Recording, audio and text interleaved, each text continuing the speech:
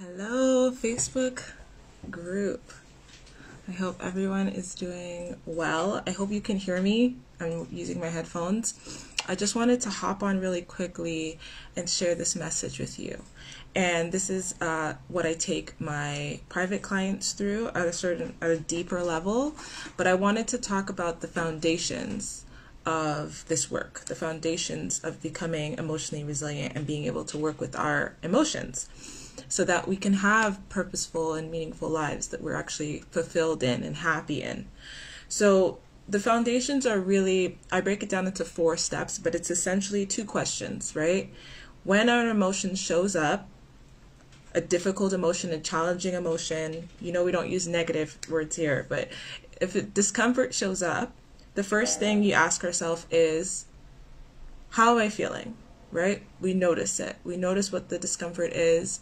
We find it in our bodies, we tune into it, we sit with it, we allow it to flow and to process. And then the second part of the process is asking ourselves, what do I need? Because our emotions are like signals that there's something in our life that's out of alignment. There's something underneath that needs to be addressed that we're not addressing. And we tend to fixate on the emotion itself as a problem that needs to be fixed. I need to feel better. I need to feel better. I don't want to feel this way. I don't want to feel this discomfort. And we avoid it and we run and we numb and we do all of that. And that doesn't address the issue. That doesn't address what our emotion is trying to show us is underneath there.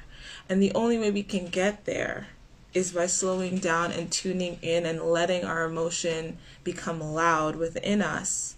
It's not going to overwhelm us. It's not. It's a signal that's coming from within our bodies.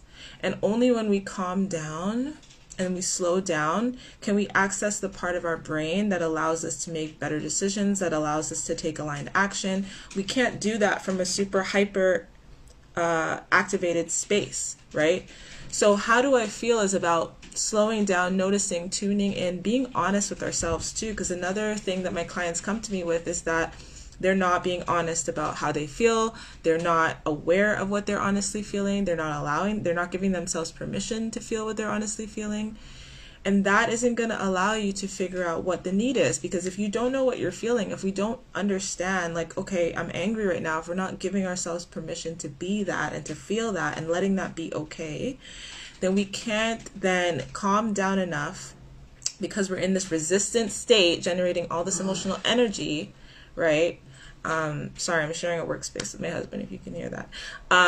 But we're generating all this resistance and emotional energy and tension in our body, and our mind can't focus on problem solving and solution finding and resisting our emotions all at the same time. It can only focus, our mind is a very simple tool that we just need to learn how to use, and it can only focus on one thing at a time. So if I'm focusing all my energy on resisting what I'm honestly feeling, then I can't have the capacity, I don't have the capacity to figure out what it's trying to show me and what I need to address and what's actually going on and what's the root, right?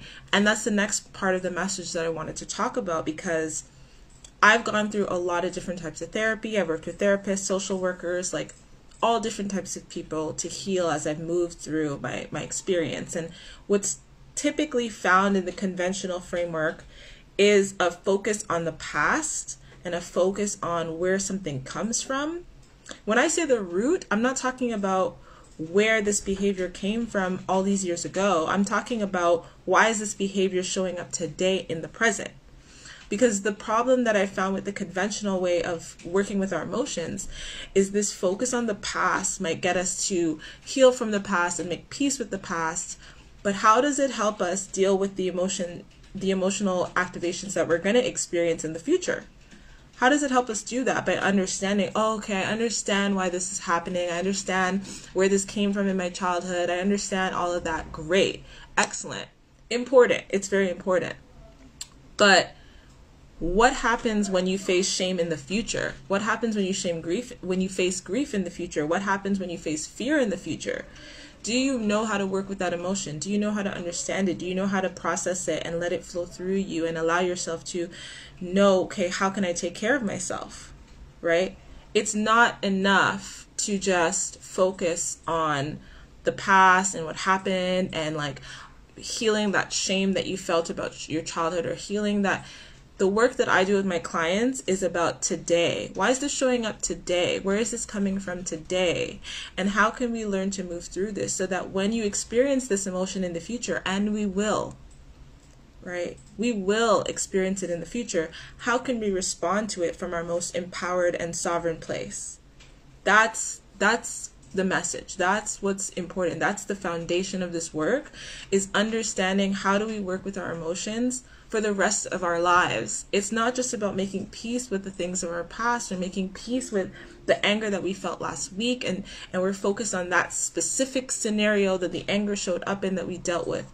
How do we deal with anger in general so that when anger shows up in the future, we're not resorting to these defensive behaviors that are blocking us from getting our needs met, right? That is the foundation.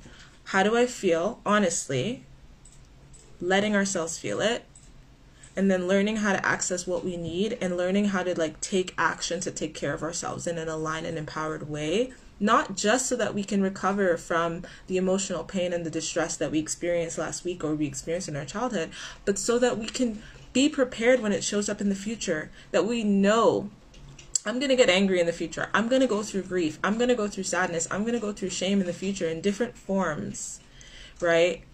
Doing this work is going to make that experience less overwhelming. Doing this work is going to make that experience less stressful and less anxiety inducing, because we're like, I am prepared to deal with these emotions. I know how to deal with these emotions. That's why I coach the way that I coach. That's why I take my clients through each emotion and their relationship to each core emotion one by one. And we look at it and we go, oh, okay, how can I practice healing my relationship to shame? Not healing my relationship to what I'm ashamed of, not healing my relationship to what happened in the past to cause it, but healing my relationship with the emotion itself so that I know in the future I can understand myself better. I can understand what I need. I can understand how to take care of myself. That's the foundation. So I hope this message was helpful. I mean, any section of the ebook is going to be beneficial for just deepening your awareness level with each emotion and getting to know each emotion. But I just wanted to like give you that context so that you understand why, you know, this isn't conventional therapy. This isn't looking at the past. This isn't focusing on what happened. This is about learning the skills and the tools to deal with this even when it happens in the future and when it happens again. Breaking these patterns that we have, you know, breaking these negative cycles of how we deal with it now so that we're not repeating these cycles and these patterns in the future. We're handling it in a more empowered way. So I hope that was helpful. And I wanted to share that message with all of you, and reach out to me anytime. Let me know what resonates with you. Let me know how you're finding the ebook. Let me know how you're finding just your personal journey and your personal work with these emotions. And honestly reflect, like, am I trying to just fix how I feel about a specific scenario, or am I trying to really build resilient skills and tools to deal with my emotions for the rest of my life and to be able to teach my children or to share with others or change the way that I impact the world because I now deal with my emotions in a healthy way. All right, that's all I got for today, guys. I'll see you in the next live. Bye.